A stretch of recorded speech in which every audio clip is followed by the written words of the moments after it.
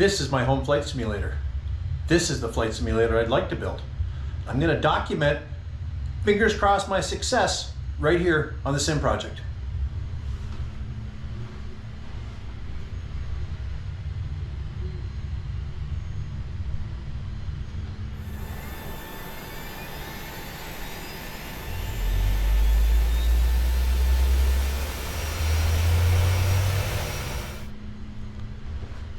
Welcome to the Sim Project, everyone. My name is Dave, and this is kind of the introductory video to the channel of what I'm going to attempt to do.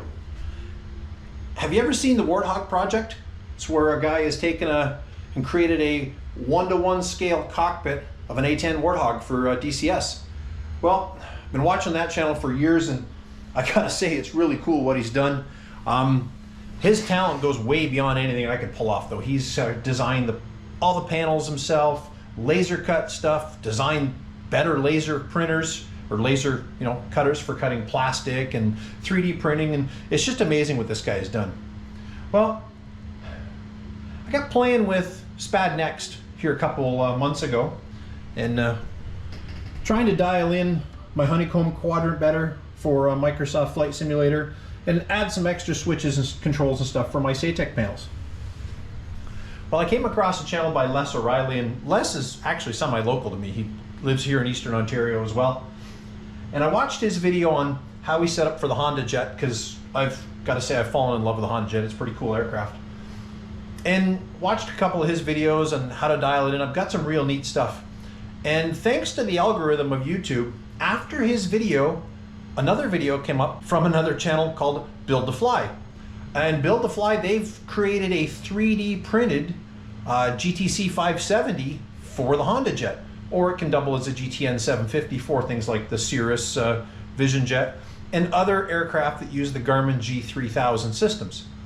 Well, I saw that and went, hey, I know some people with 3D printers, and well, being an electrician, I'm pretty decent with electronics and stuff, and I'm thinking to myself, I can do this. I'll give the files. So I watched the video, said, yep, I can do this. I can take the file to a friend of mine at work, have him print it on his home printer, and we'll be good to go. Well, after that video, the YouTube algorithm threw at me a video from a page or a channel called Helimech. And Carl at Helimech has designed a fully functional motorized 737 throttle quadrant that's 3D printed. And now I'm thinking, okay, 3D printed now, hang on, I'm hooked here. What's going on? Carl at Helimech runs 737DIYsim.com. And over there, he'll sell you a complete set of plans to build your own 737 cockpit using a 3D printer. All 3D printed parts. It's just phenomenal what he's done. I got looking at his stuff and thinking, hang on, I can do this. 3D printers, you can buy them relatively inexpensive nowadays. He's got all the plans, shows you all the parts to buy, how to do the interface to Mobi Flight to give you all your connections to your sim. And I'm thinking, hey, I'm an electrician. I can handle the wiring and the electronic side of things. It's the design that I fall short on with my skill set. But if I can buy a complete set of plans, why not? Now, there's only one problem with all this. The 737 is not my favorite aircraft.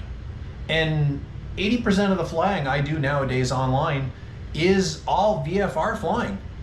Because anybody who's seen the new Microsoft Flight Simulator, VFR and visual is what it's all about. So why take all this time and build a 737 simulator that I'm only going to use, 10-15% of my flying time? Well, that's where I got thinking a little more. Let's go back to the Honda Jet with its Garmin G3000. A lot of aircraft are coming with that, or even the Garmin 1000. They're like a 12 to 14 inch flat panel display. 737 MAX has 4 15-inch flat panel displays.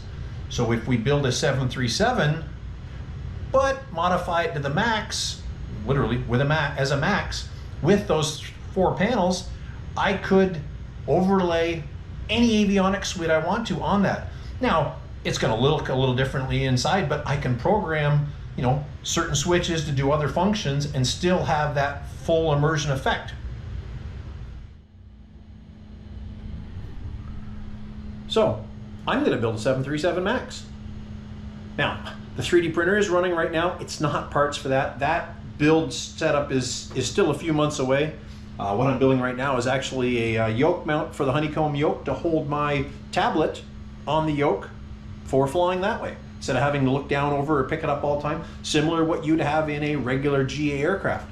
I've also finished printing all the parts, and I hope to put a video together for that here in the next month or so for the GTN 750 that I have built from Build to Fly, for things like the Vision Jet or the Honda Jet.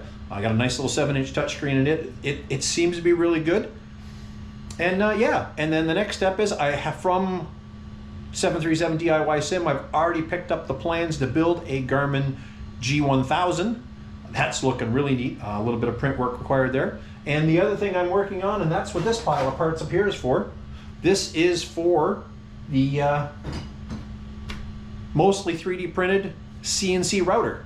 This is the lowrider version, nice and low, build it what you need. I'm going to use that to I'll use that to CNC router the MDF boards to build the cockpit shell based on the plans Carl has provided.